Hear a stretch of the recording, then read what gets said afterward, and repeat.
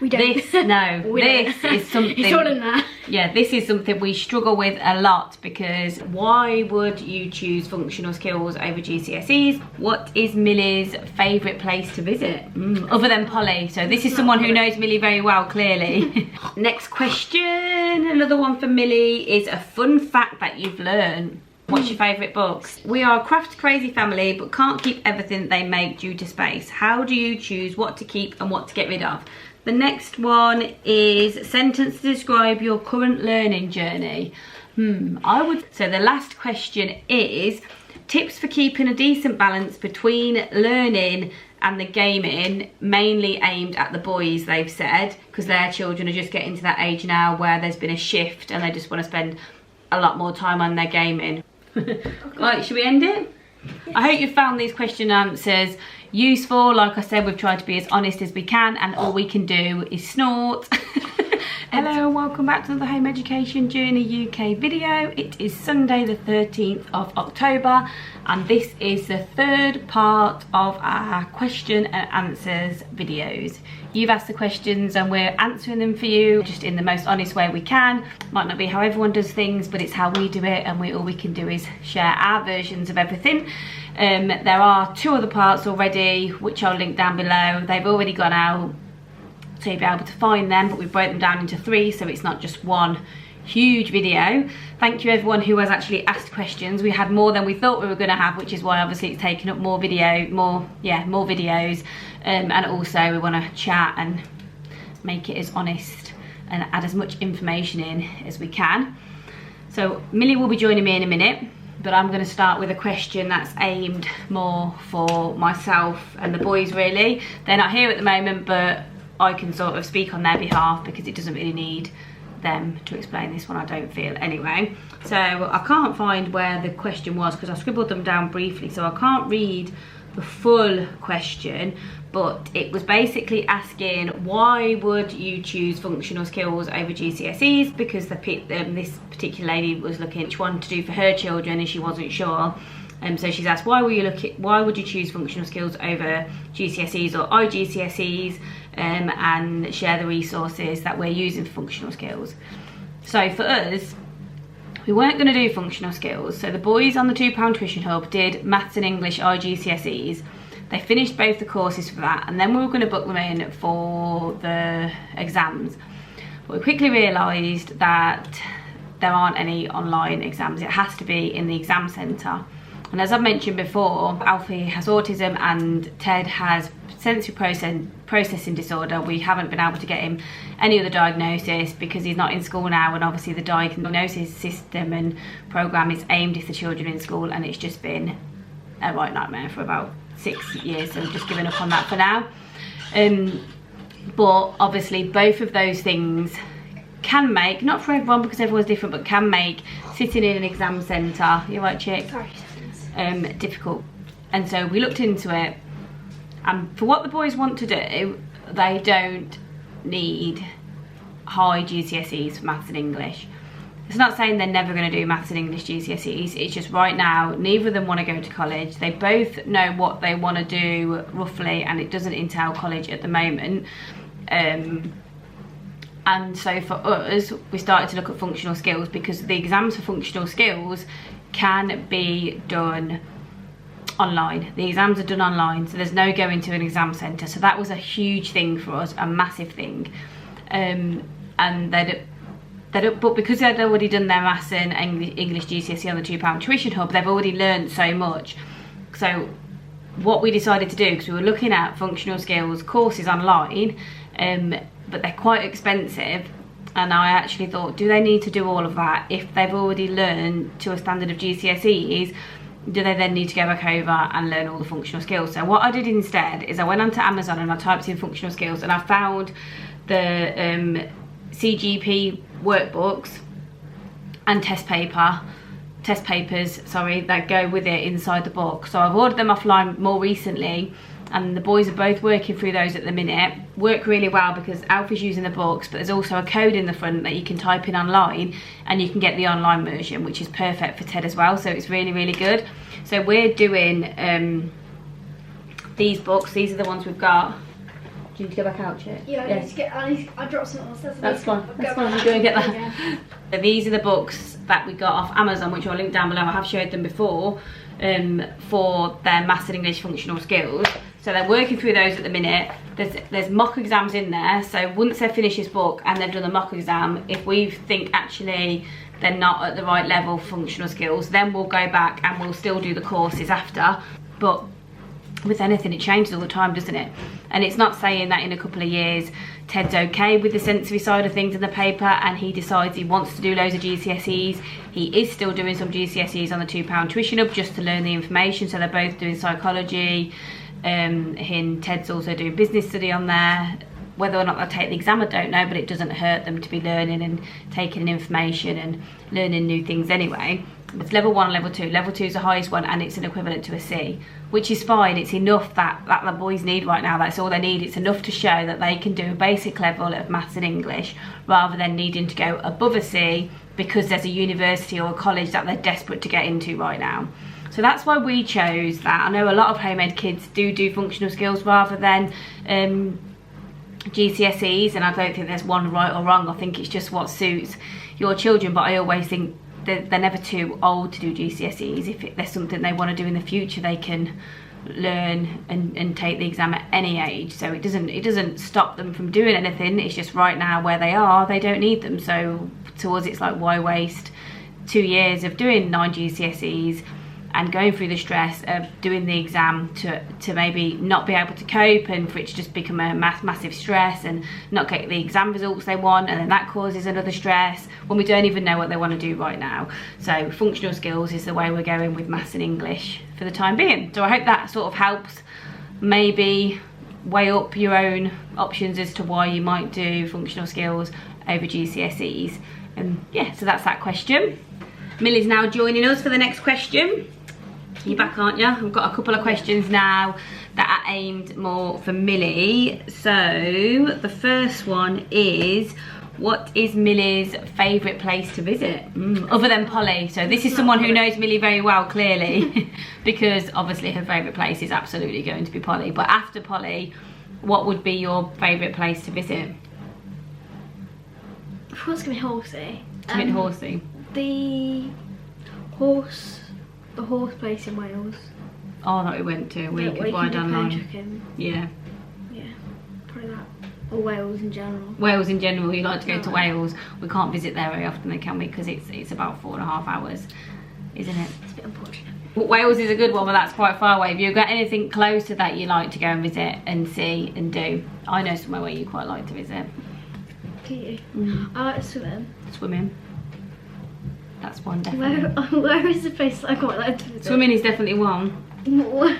Because you like a little fish, aren't you? I like fish. And since we've had the pass to the gym, you're really enjoying going swimming more regular, aren't you? Yes. So you like being in the pool, don't you, and visiting there? What is the place that that I really I was going to say the library. Oh, yeah. Because you love going to the library, but it's not my question, so it's just my idea of what I would have said to people. It's what you think. Somewhere that's near us. Chessington's really good, but that's like an hour away. Still. Yeah, it's still quite far, but you do like visiting there. We've been there the past couple of years, haven't we? Can't go again, I can't like if we don't have the Merlin Pass anymore. No, but might get the Merlin Pass again in the future. So I was just thinking of all the different Merlin Pass we had in all the different places, but you're not so keen on the busy places, are you? That's more, was always more for the boys, I think, for Alfie to go to those places. I think the little farm near us is quite cute. There's a little local children's farm, isn't there? Yeah. And then I like going for walks in fields and stuff. Yeah, you do like just going for a walk.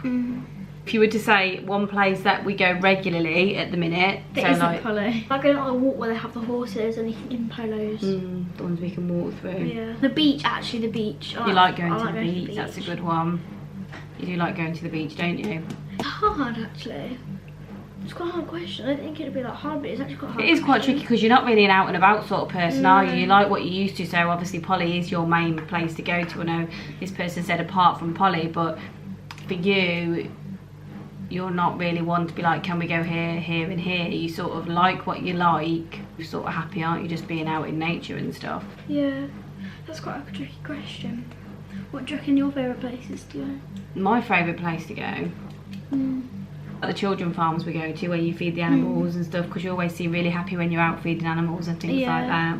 Swimming is really fun at the minute. I think we had lots of fun yesterday at swimming, didn't we? Yeah, we brought a new little friend, didn't we? We did, that sinks. So we had lots of fun swimming yesterday while Ted went to the gym with Dad. So I'll probably say at the minute it changes, but I'd probably say I'm enjoying doing swimming with you the most. Yeah. I know there's one place that I really like to go, but I can't. Probably is Polly. You said apart from Polly. Yeah, but it's got you thinking. This is why these questions are good, because it gets you thinking. Polly's like, I don't know. Pick right now to go to one of those places. What would be your favourite place? The kids' farm. Children's farm to feed the animals. Yeah. Anything animally. Yeah. A children's farm. Children's farm, probably. Right, let's go then, shall we? Yeah. We've got soft play today. Yeah, we've got soft play today. See if you like that or not. So Millie's favourite place to visit, other than Polly, would probably be a children's farm. Children's farm. Or swimming. Or swimming. Or the library. Any of those things. You don't have one favourite. Or a nature walk. Or a nature or a field walk, you know. Or a field walk. There you go. It's not been a direct answer, but there's a few things. And Wales. That you can see that Millie. Wales would be your favourite, yeah. I think there's a theme appearing here. We do love Wales. It was lovely there, wasn't it? It was really good. Next question. Another one for Millie is a fun fact that you've learned. You love your facts books, don't you? Facts. What would be your most amazing fun fact that you've learned? Probably that either dogs can tune into your emotions by seeing you for 20 seconds. Wow. They match their heartbeat to your heartbeat. Within 20 seconds? Within 20 seconds. Is that a dog? Yeah, it's a dog. Wowzers. No, it might even be less than that, I don't know. I think it's probably about 20 seconds, yeah. They match their heartbeat to your heartbeat. So if you're stressed, they'll be stressed. If you're calm, they'll be calm. And also that horses attune to your emotions within 20 metres, I think it was, wasn't it? They can sense what they can feel your emotions away from 20 metres. Yeah. Which is pretty insane. And that's why they're calming both horses and dogs, aren't they? Because if you're stressed, then they'll be stressed, so you have to be calm around them, sort of thing. Yeah, you sort of match their heartbeat, and they generally have a slow heartbeat, and it brings your heartbeat down as well. Wowzers. Horses match your heartbeat. Yeah. Because the horses get stressed when you get stressed. So I think you have to be calm around them. I don't think you have to. I think it just sort of happens. You know, like you get therapy horses and stuff, which just help people get calm. I don't know how it works. No. Oobleck, basically. I should just say it. Oobleck. see that with a straight face. Oobleck. Oobleck. If you hit it with force, the scientific way, I think, I don't know whether it is actually, but I think all the particles squeeze together and it goes hard. But then if you press it gently, then all the particles spread apart and it goes thin. Not thin, squishy. I don't know. That's what changes happens. But if you whack it, it's hard and it hurts. If you press it, it's nice and soft. Yeah. That is weird. Is there a fact that you've learnt from theatre of science? You were doing about guinea pigs the other day. Is there a guinea pig fact? Yeah, but I did learn about Oobleck through. Yeah, you did. But she's told you a few other things, hasn't she? Where you've come and said, oh yeah, this happens because of this, because Lara on Theatre of Science said. Oh yeah, Mexico. The guinea pigs are called guinea pigs. That is my brain. I'm telling you these facts for the rest of the day now, Mum. Guinea pigs are called guinea pigs because the boat that was taking them, because Mexican were taking them for some reason, whatever. Mexicans wanted some of them, I think. The boat that they were travelling from was from New Guinea. So like, let's call them guinea pigs. Where did the pig come from? I don't know, but that's where the guinea comes from. That's where the guinea comes from. But they look a bit like pigs. So like, let's just call them guinea pigs. Where do guinea pigs come from? Mexico? America? No, they come from like America. Do they? Mm. There you go, there's a few facts for you. They come from the hills, is where they come from. That's where they're born fully functioning, because... Mum, you started me off now. Go on then, why are they... It's good, you can share a few of your favourite facts. Why are they born fully functioning?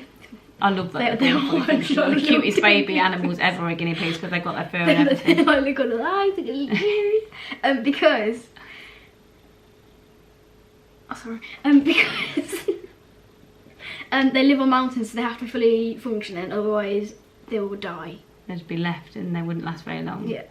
So they can Cause run away and see. Yeah, because birds like to take a guinea pig. Yeah. Well done. There's a couple of facts there for you. Oh, what's your favourite book? We'll go straight in with another one. What's your favourite book? Stick Dog, animal rescue books,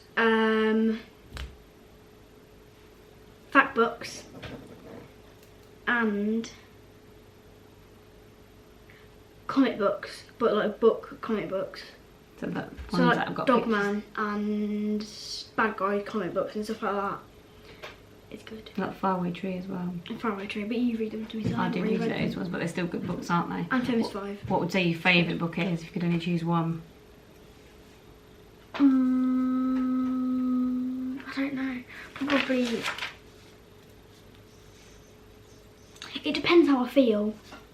Depends if I feel like having like a Stick Dog is like a book, but it's like a comic book and a book in one. Just look like a bit of both. Then the animal rescue books are proper books that don't have many photos in them. But they're about animals, aren't they? Yeah. So you got a couple of favourites. Comic books are just not really much words, they're just pictures. So I like them. They're probably like a starty off, you know. You can have a couple of favourites, can't you? Yes. Next one is, we are a craft crazy family but can't keep everything they make due to space. How do you choose what to keep and what to get rid of?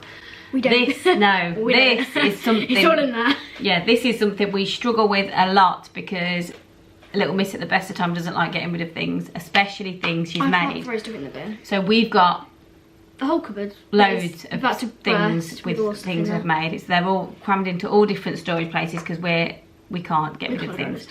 But somebody did give me advice and a hack of what you can do with their drawings and things they make. We haven't really done it because, like I said, Millie doesn't like to get rid of things, but apparently you can take photos of what they make, and then you can get the digital photo frames. If you take photos of everything they make and then get rid of them, if you get digital photo frame, you can then upload all of the pictures of the things they've made onto the digital photo frame, and you can have them rotating around so the kids can still see everything they've made, but obviously a digital photo frame takes up so hardly any space, whereas obviously the crafts and the drawings and everything else can take up much more. So I would suggest taking photos of anything they make and then uploading them on a digital photo frame and then having it on a rotary thing so they can still see all of the wonderful crafts they make, because they are all beautiful. I would forgive you if you took one of my crafts away. No, I know you wouldn't. I know. Never. So although we can't spent the time to create it, I know. why would just chuck it away? For the same reason we said there's only so much space, isn't there? That's the trouble. We all wish we could just have it infinite. I think there's been things in the past we've been able to recycle because they're broken, or there's some things that you've made just messing with that you aren't so bothered about. But if it was like your hobby horses or your drawings and things like that. Oh my god. Oh, you know my big... I wouldn't want to get rid of those. Book of like, I've got like a folder. Folder of all my horse books. If you took that away, yeah, our relationship would be gone. Would it? Down the bin. It'd go with that folder. You'd be very sad, wouldn't you? I'd be very sad. But I do think it's a good idea for those that don't get upset about throwing things away, is to put them in a picture in a photo frame, because then you still get to see all the wonderful creations. They are all wonderful and beautiful. So that would be our advice for that question. Because if Mum chucks it away, I'd be like, oh Mum, where's that? And she'd be like, oh, I'm not sure. Yeah, I don't know, do I? No, but if you did, I'd ask where it was. Yeah, and I'd be like, oh, I'm going to get in trouble here, so I just don't. It's not worth the... We pick our battles as parents, don't we? And that isn't a battle I'd want. I'd rather have boxes and boxes of crammed crafts until Millie's old enough, and then she can have them all in her attic in your loft when you're older, can't you? I think those and all the bears you've got that you don't like throwing either. Both of them. Get rid of a bear. They watch you sleep every night, and then you just get rid of them. Right. Next question. I want to know. So I'm giving everyone else OCD about bears. Next question. We're nearly there now. Only a couple more left. The next one is sentence to describe your current learning journey. I would say at the minute, and this changes quite regularly, and it's gone from being quite stressful, we're not doing enough, to being really laid back where we're like, we don't do anything. We're not doing anything, and then to be like, we've got loads to do, how are we going to fit all this in? We need to get this and this done. More at the start that was when we're trying to replicate school, but I would say right now, I'd say it's pretty laid back.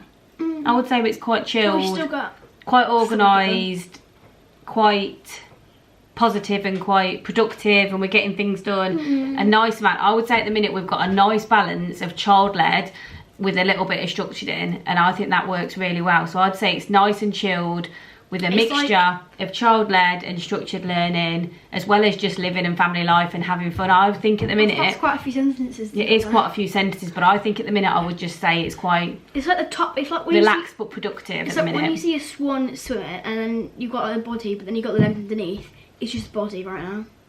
The legs aren't doing this. The legs aren't doing that. The legs are just, I don't know. Yeah, it's like you just, it's only the body in the minute. It's not like legs as well. It's just the body. But I would say it's probably because we probably would describe it like that at the minute because of all the questions we've just answered. Very much all of the things we sort of do there has got to the stage we're at now. So we would have probably answered things differently 6 years ago. Probably not a swan with the legs. When we were trying to replicate school, because I honestly don't believe that you can home ed by replicating a school, because it's just not possible. It's not what home ed is. Home ed isn't. The reason that we're home ed is because we're not in school, so why would you replicate it? And when I was trying to replicate just school, I just felt like I was just being a teacher, and I really felt like the role of being a mum wasn't there, and I found that super stressful. But whereas now I'm just their mum and I'm helping them with the learning, and we're doing fun things, and we're doing family life, and we're doing crafts, and we're doing activities, and I'm going to the gym, I'm having my time.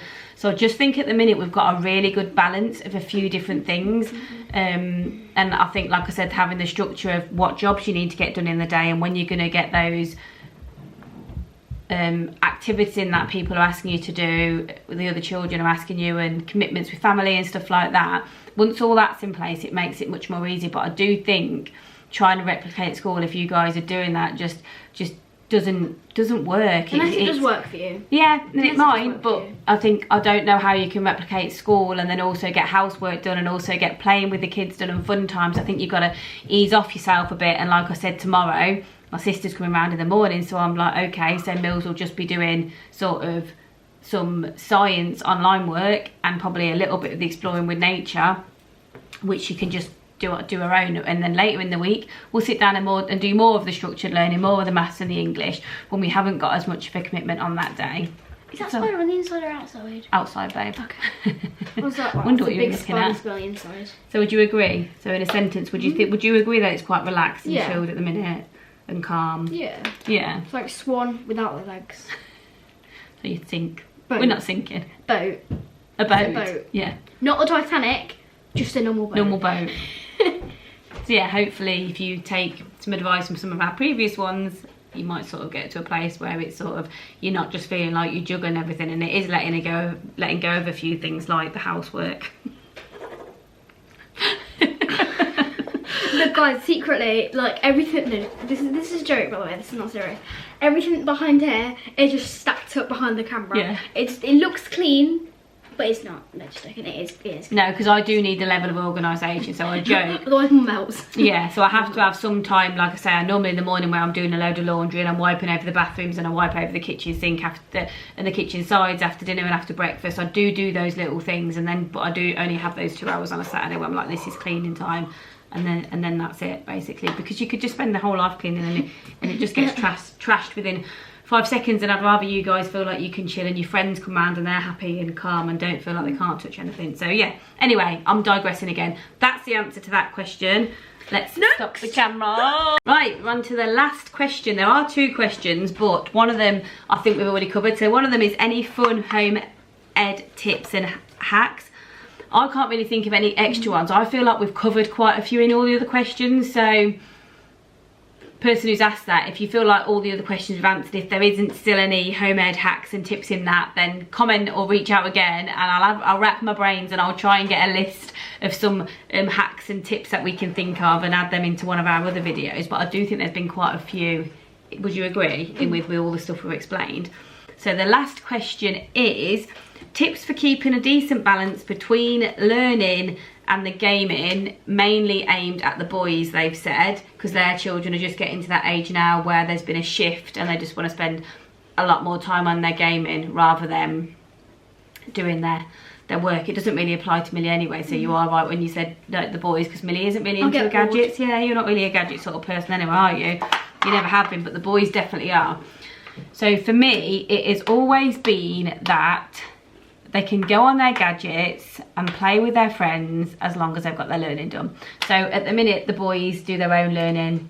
They do 3 hours a day. We've had the chat and we were like, what do you think's a decent amount? And we came to the conclusion that 3 hours of actual sit-down structured lessons and learning is a good amount, because then it still gives time for Alfie to do his designs and do some drawing, and Ted to do his coding, his editing for his YouTube channel and all that sort of stuff. So I've always just really had that rule that they don't go on their gaming and their gadgets and chat to their friends until they've done all of their learning for the day. And we've always had that, haven't we? Sometimes they'll have an hour in the day for quiet time if they've come to me and said, look, I've done an hour, just gonna have an hour, like my friends on can have an hour for quiet time, and then I'll go back on and do my other learning. I'm like, yeah, that's fine, but we'll discuss it first. They won't just go on and their learning won't be done. And I think that works really well, because it helps them to sort of organise their own load. And when they have a job when they're older or do their work, they can't be going on their gaming, can they, when they haven't done their work for the day. So I think it's like sort of do your work and then you get the pleasure after it.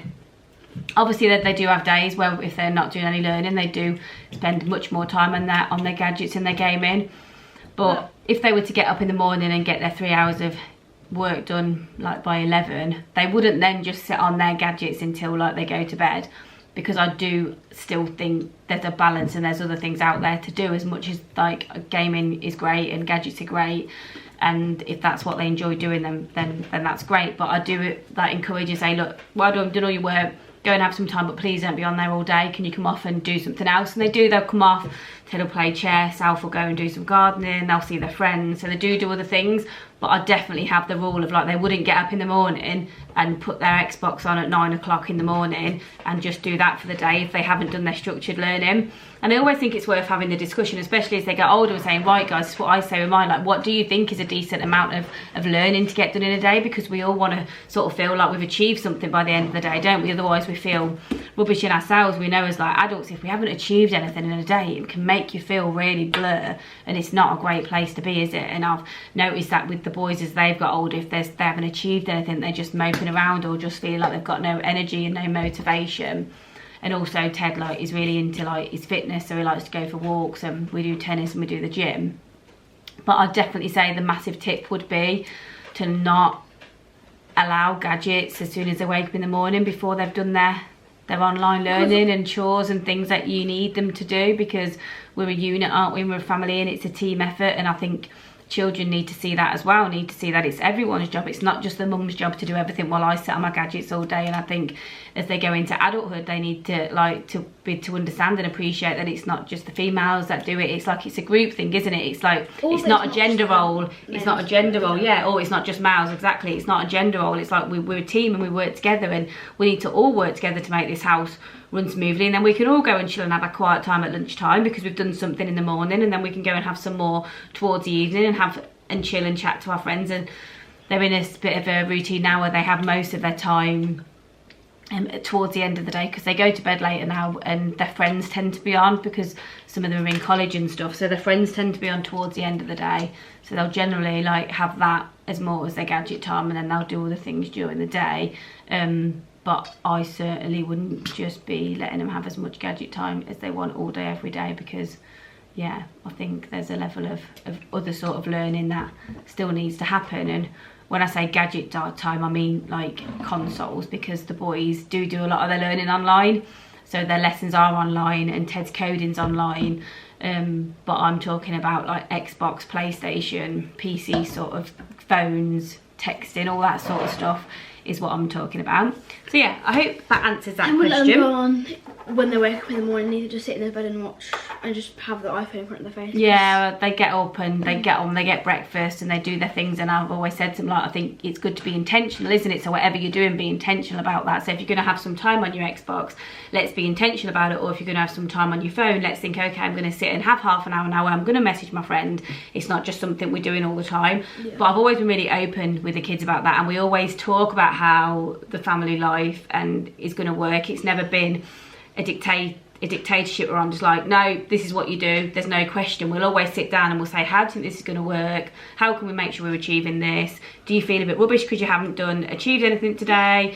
And all that sort of stuff. So it's very much we discuss it all as a family, and I think that's super important with home ed, is to sort of discuss how everyone wants everything to work and to look, and what we all want to achieve out of a day. And again, why I do my list at the start of each week, because there's obviously stuff that Ted wants to achieve, and there's stuff that Alfie wants to achieve, and Millie, and places they want to go and things they want to do. So it's super important for us to get that list together and make sure everyone's feeling like they're part of the family, as well as contributing, they're also getting what they need from it as well. So that's super important for us. Right, anyway, we're going to end this last one here. So there'll be 3 parts to the video, like I said at the start. Part 1, part 2, and this is part 3. We'll link the other 2 down below. Right, should we end it? Yes. I hope you found these question answers useful. Like I said, we've tried to be as honest as we can, and all we can do is snort and talk to you and answer in an honest way. That is what works for us, and I'm not saying it's going to work for you guys, and I'm sure there's people watching who are like, that just wouldn't work for me, and that's absolutely fine, isn't it? But we can only go on what works for us. As always, thank you for watching. We really, really appreciate all of your likes and your comments and your love and your questions. It means a lot to us, doesn't it? Yeah. So, and we'll see you all again really soon for probably a normal vlog next. So as always, we're doing a lot of chatty vlogs. We've got 3 now, so it'll be like a normal day in the life vlog. I think we'll do next to spice things up a bit. Right. But they did all like our chatty one before, so it's good for us to know what people do and don't like, isn't it? Right. As always, thank you for watching, and we'll see you all again really, really soon. Really fast. For another one of our videos. Goodbye. I We're doing the kiss. subscribe. No, yes, like and subscribe. Bye. Goodbye. You got to put this on the outtakes because it's just brilliant, isn't it? Brilliant. Bing. Boop, boop, boop. Oh. Say hello. Oh, You get a photo of him, I can show it, can't we, on the video? Oh, I can't, my storage is full. He's right up, he's come really close anyway, sorry, I can't show you that. He's not up there. You shouldn't be on that. So, right, as always, thank you for watching. Just eating a minute, just ignore him. What, you can't see where I said it, ignore him. I don't know. That's a really hard one. So, piggy. Ooh. We need to get ready for the soft play. Ready? As always, we're getting a McDonald's that way. We are going to get a cheeky McDonald's, a treat today, because it was Alfie's birthday. They're going out with their friends and we're going to go in. Are we getting a McDonald's with them? Or? No, they're going to Bowling and get some food with their friends, or we do something with you. You don't really like places with lots of people, do you? No, it's hard because there's people in this world. You're always going to go, I think, for more places with animals. I'm trying to think where there is the animals near us. You did really like Chessington. Chessington's good.